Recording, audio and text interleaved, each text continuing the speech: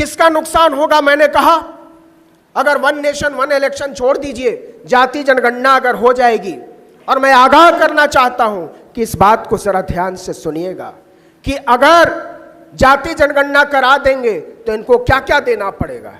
इनको नौकरी देनी पड़ेगी, इनको रोजगार देना पड़ेगा, इनको हिस्सेदारी देनी पड़ेगी, और इन सबसे ज्यादा समानता का अधिकार देना पड़ेगा। और ये कुछ भी हो जाए, आदमी और आदमी को बराबर मानने को तैयार नहीं है। इनको सबसे ज्यादा डर लगता है आदमी और आदमी के बराबर हो जाने से। इनका पूरा धंधा आदमी और आदमी के बीच की दूरी पर चलता है। तो ये धंधेबाज लोग, नफरत के धंधेबाज हमको बताते हैं लोकतंत्र क्या है, लोकशाही क्या है, डेमोक्रेसी क्या है, डाइवर्सिटी क्या है। ये तो हम जानते हैं। और अगली बात जो मैं कहने जा रहा हूं वो जरा ध्यान से सुनिएगा, क्योंकि एक ऐसी बात है जो पीढ़ियों के मुस्तकबिल से जुड़ा हुआ है, और आप अगर वहां से आगे निकल गए हैं तो आपकी आने वाली नस्लें ये नुकसान झेलेंगी। और वो डर है शिक्षा को खत्म किए जाने का।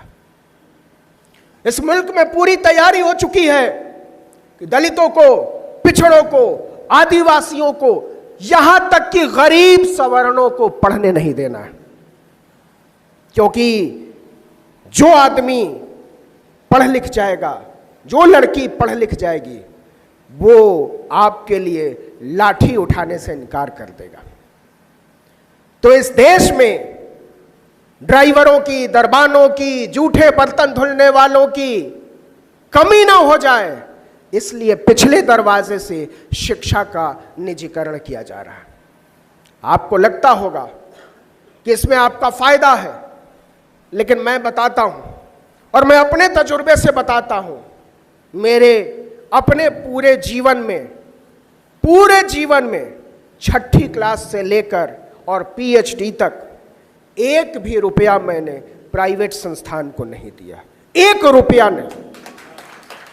मैंने किसी प्राइवेट स्कूल से पढ़ाई नहीं की, किसी प्राइवेट कॉलेज, किसी प्राइवेट यूनिवर्सिटी, कहीं से कोई ट्यूशन, कोई कोचिंग, कुछ भी नहीं किया। क्यों? क्योंकि मेरे पिता की हैसियत नहीं थी। फिर भी मैं यहां तक पहुंचा, तो क्या मुझे किसी सरकार ने पहुंचाया? क्या मुझे किसी पूंजीपति ने पहुंचाया? नहीं, मुझे और मेरी तरह के तमाम लोगों को, करोड़ों करोड़ लोगों को यहां तक इस देश के संविधान ने पहुंचाया। मुझे बाबा साहब ने यहां तक पहुंचाया है कि आज मैं आपसे बैठकर बात कर पा रहा हूं। मैं इस लायक हो पाया हूं कि आप दिल्ली से बुलाकर मेरी बात सुन रहे हैं। लेकिन यही अधिकार मेरे बच्चों को, आपके बच्चों को, आपके बच्चों के बच्चों को हासिल रहेगा कि नहीं, मुझे इसमें खतरा नजर आता है। जरा सोचिएगा कि इस देश में 479 राज्यों के विश्वविद्यालय हैं, अलग अलग राज्यों के, जिनको हम स्टेट यूनिवर्सिटी कहते हैं। 56 सेंट्रल यूनिवर्सिटी हैं। लेकिन प्राइवेट यूनिवर्सिटी जानते हैं कितने हैं? 455। 124 डीम्ड यूनिवर्सिटी इसमें से अलग है, उसमें से आधा प्राइवेट। मतलब 500 से ज्यादा यूनिवर्सिटीज इस देश में प्राइवेट खोल दिए गए, जहां कोई पूछने वाला नहीं है कि फीस कितनी लेते हो और रिजर्वेशन देते हो कि नहीं। और पता है 1995 में इस देश में केवल 1 प्राइवेट यूनिवर्सिटी थी। एक से 500% हो गई प्राइवेट यूनिवर्सिटी, और सरकारी यूनिवर्सिटी पहुंची 479 पर 250 से। ये इस देश का भविष्य है। और ये जो सरकारी यूनिवर्सिटी है, जो 58% है, उसमें 73% बच्चे पढ़ते हैं, और जो 23-24% बचता है, उसमें 42% बच्चे पढ़ते हैं। आपको पता है ये नुकसान किसका है? आप नजर उठाकर देखिए कि जो MBA की पढ़ाई हो रही है, जो इंजीनियरिंग की पढ़ाई हो रही है, जो टेक्निकल एजुकेशन हो रहा है, वो सब के सब प्राइवेट यूनिवर्सिटीज पढ़ा रही हैं। और प्राइवेट यूनिवर्सिटीज क्यों पढ़ा रही हैं? क्योंकि इस देश के दलितों, पिछड़ों, आदिवासियों, पसमानदा के बच्चे इंजीनियर ना बन सके, क्योंकि इस देश के गरीब लोगों के बच्चे डॉक्टर ना बन सके, क्योंकि इस देश के पिछड़े दलितों, आदिवासियों के बच्चे मैनेजर ना बन सके, बड़े अधिकारी ना बन सके। इसलिए उनको एजुकेशन के सिस्टम से ही बाहर कर दो। तो अगर हम बचाना चाहते हैं अपने भविष्य को, अगर हम बचाना चाहते हैं संविधान को, अगर हम बचाना चाहते हैं लोकतंत्र को, तो इसका सबसे आसान और सरल रास्ता है कि अपनी शिक्षा को बचाओ, अपनी शिक्षा को बचाओ। अगर आने वाली नस्लें तुमसे सवाल कर देंगी कि जब इस देश के विश्वविद्यालयों को निजी हाथों में सौंपा जा रहा था, जब इस देश के अस्पतालों को निजी अस्पताल हाथों में सौंपा जा रहा था, जब इस देश की पूरी व्यवस्था को नीलाम किया जा रहा था, तब आप क्या कह रहे थे? अगर आपने लड़ाई लड़ी है तो आप कहेंगे कि हम नागपुर के किसी हॉल में बैठकर इसका विरोध कर रहे थे, और नहीं तो हमारी और आपकी नजरें अपने बच्चों के सामने झुकी हुई होंगी। उस रोज की तैयारी कीजिए। और यह बात बहुत बड़ी है कि अगर हम और आप एजुकेशन के सिस्टम से बाहर कर दिए गए तो हमको किसी जानवर के नाम पर, किसी मंदिर के नाम पर, किसी मस्जिद के नाम पर, किसी गुरुद्वारे के नाम पर, किसी गिरजाघर के नाम पर हमारे बच्चों के हाथों में तलवारें और लाठियां थमा दी जाएंगी, क्योंकि वो ऐसे बेरोजगारों की खोज में। एक बड़ा बुनियादी सवाल आपसे पूछता हूं। जो लोग कहते हैं कि पिछले 1500 साल का हिसाब लेना है, जो लोग कहते हैं कि हर मस्जिद को खोद डालो, जो लोग कहते हैं कि हर इबादतगाह को खोद डालो, मैं कहता हूं खोदना तो जरा और गहरा खोदना, पता चला वहां से बुद्ध के अवशेष निकल रहे हैं। लेकिन वो गहराई में खोदने से डरते हैं, वो ज्यादा गहराई में जाने से डरते हैं, क्योंकि उनको अंत में हमारे और आपके बच्चों के हाथों में तलवारें और लाठियां थमानी। जरा हिसाब देखिए साहब, इस देश के कृषि मंत्री शिवराज सिंह चौहान का बेटा कार्तिकेय पेंसिल्वानिया यूनिवर्सिटी USA से कानून की पढ़ाई करके आता है। राजनाथ सिंह का बेटा लीड्स यूनिवर्सिटी यूनाइटेड किंगडम से पढ़ाई करता है। पीयूष गोयल का बेटा हार्वर्ड यूनिवर्सिटी से पढ़ाई करता है। रविशंकर प्रसाद का बेटा कॉर्नेल यूनिवर्सिटी से पढ़ाई करता है। निर्मला सीतारमण की बेटी अमेरिका की यूनिवर्सिटी से पढ़ाई करती है। प्रकाश जावड़ेकर का बेटा बॉस्टन यूनिवर्सिटी से, एस जयशंकर का बेटा जॉर्ज टाउन यूनिवर्सिटी अमेरिका से, ज्योतिरादित्य सिंधिया का बेटा येल यूनिवर्सिटी से, हरदीप सिंह पुरी की बेटी वार्विक यूनिवर्सिटी से, गजेंद्र सिंह शेखावत की बेटी ऑक्सफोर्ड यूनिवर्सिटी से BA करती है। और हमको और आपको बताया जा रहा है कि हाथों में लाठियां उठाओ, एक कौम को खत्म कर दो, वरना तुम लोग खत्म हो जाओगे। अरे गद्दारों, इस मुल्क को समझाओ कि अपने एजुकेशनल संस्थानों को बचाओ, नहीं तो इस देश का लोकतंत्र खत्म हो जाएगा। तो हम तो लोकतंत्र को बचाएंगे, हम तो अपने एजुकेशन सिस्टम को बचाएंगे। और एक चीज जो बड़े अदब से कहना चाहता हूं कि ये जो लोग अमेरिका और इंग्लैंड से पढ़ाई करके आए हैं, वो क्या करते हैं? यही लोग हमारे बच्चों को कहते हैं कि तुमको पढ़ने की जरूरत नहीं है, तुमको वेद विद्यालयों में जाने की जरूरत है, तुमको धोती पहनने की जरूरत है, तुमको टीका लगाकर किसी मंदिर का घंटा बजाने की जरूरत है, वरना इस देश में तुम जी नहीं पाओगे। तो हमारे बाल बच्चों को भिखारी बना देने की ये जो राजनीति है, इसको समझने की जरूरत है। एक सवाल पूछता हूं आपसे, और जरा ध्यान दीजिएगा। आप खुशकिस्मत हैं, आपके यहां कांवड़ यात्रा नहीं निकलती है। हमारे यहां जब कांवड़ यात्रा निकलती है तो लोग भयभीत हो जाते हैं। यह अजीब धर्म का फलसफा चला है कि लोगों को डराने वाली चीज को वो धर्म कहते हैं। लेकिन एक बात बताइए, ये जो कांवड़ यात्राओं पर हेलीकॉप्टर से फूल बरसाते हैं, कभी उनको कांवड़ में शामिल होते देखा है? कभी राजनाथ सिंह के बेटे को कांवड़ ढोते हुए देखा है? कभी अमित शाह के बेटे को कांवड़ ढोते हुए देखा है, कभी नरेंद्र मोदी के बेटे को, नरेंद्र मोदी को खुद कांवड़ ढोते हुए देखा है। क्या आपने कांवड़ ढोते हुए देखा है लाल कृष्ण आडवाणी को? बाकी छोड़िए, योगी आदित्यनाथ तो संत हैं, कभी उनको कांवड़ ढोते हुए देखा है? मैं गारंटी देता हूं, मैं चुनौती देता हूं कि एक तस्वीर नरेंद्र मोदी निकाल कर दिखा दे अपनी कांवड़ ढोते हुए, एक तस्वीर दिखा दे योगी आदित्यनाथ अपनी कांवड़ ढोते हुए, मैं अपनी पूरी पत्रकारिता खत्म कर दूंगा उसी रोज।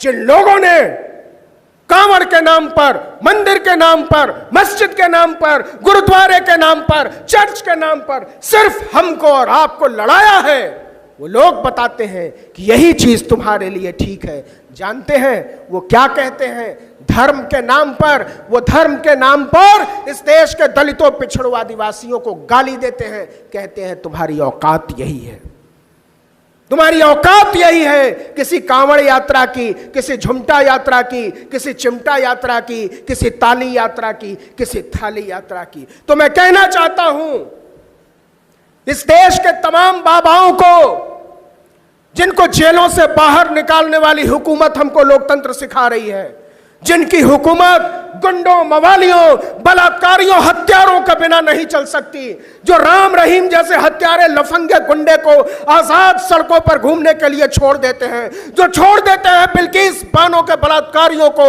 जो छोड़ देते हैं आसाराम बापू जैसे दरिंदे को, वो कहते हैं कि तुमको अपने घरों में कैद रहना होगा।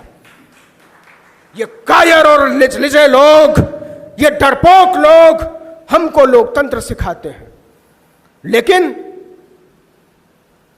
ये चलेगा नहीं। ये चलेगा इसलिए नहीं कि हम जानते हैं हमको क्या चाहिए, और इसी बात से ये डर रहे हैं। मैं फिर जातीय जनगणना पर आता हूं।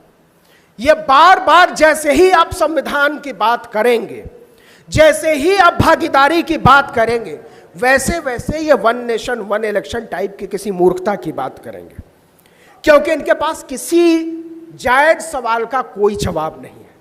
इनसे पूछो स्कूल कहाँ है, बोले अच्छा घंटा बजाओ। इनसे पूछो अस्पताल कहाँ है, बोलेंगे ताली बजाओ। इनसे पूछिए मास्क कहाँ है, कोरोना की दवाई कहाँ है, ये कहते थाली बजाओ, टॉर्च जलाओ। अरे ये देश तुम्हारा बंधक है, क्या चाहते हो कि इस देश के लोग हमेशा ताली, थाली, टॉर्च जलाते, बजाते, बुझाते रहें? नहीं, ये 10 साल में सारा तिलिस्म हवा की तरह उड़ गया है। लेकिन यह बात आगे जाएगी, और मैं बड़ी साफगोई से कहना चाहता हूं, कहीं ऐसा तो नहीं कि दलित, पिछड़े, आदिवासी की लड़ाई करते करते हम एक ऐसे खित्ते में चले जा रहे हैं जहां हमारा दलित, पिछड़ा, आदिवासी होना तो बच जाएगा, लेकिन उसके लिए आपको बहुत सारी मस्जिदों को गिराना पड़ेगा, उसके लिए बहुत सारे लोगों को मारना पड़ेगा। मैं कहना चाहता हूं कि होशियार रहकर अपनी राजनीति चुनने की जरूरत है, और यह जिम्मेदारी इस देश के दलितों, पिछड़ों और आदिवासियों की है। मैं जोर देकर कहना चाहता हूं कि यह जिम्मेदारी इस देश के दलितों, पिछड़ों और आदिवासियों की है कि वो इस देश के मुसलमानों को, सिखों को, ईसाइयों को, बौद्धों को न सिर्फ सुरक्षित रहने दें, बल्कि उनके सुरक्षित होने का उनको यकीन दिलाएं। एक लोकतंत्र में सुरक्षित होना काफी नहीं है, एक लोकतंत्र में सुरक्षित होने का यकीन होना लोकतंत्र को गरिमा देता है, उसको उदार बनाता है, उसको खूबसूरत बनाता है। तो ये बचाने की जिम्मेदारी है, और नहीं तो एजुकेशन सिस्टम से बाहर करके सबके हाथों में तलवार थमा दिया जाएगा। जरा सोच कर देखिए, क्या नरेंद्र मोदी को ओबीसी होने की छूट दी जा सकती है? क्या ओबीसी होने के नाम पर आपको मुसलमानों की गर्दनें उतारने की छूट दी जा सकती है? इस देश का संवैधानिक कुर्सी पर बैठा हुआ एक आदमी खुलेआम चिल्लाता है कि कटोगे तो पटोगे। इससे शर्मनाक बात क्या हो सकती है? आप जानते हैं, और सिर्फ यही बात नहीं रुकेगी।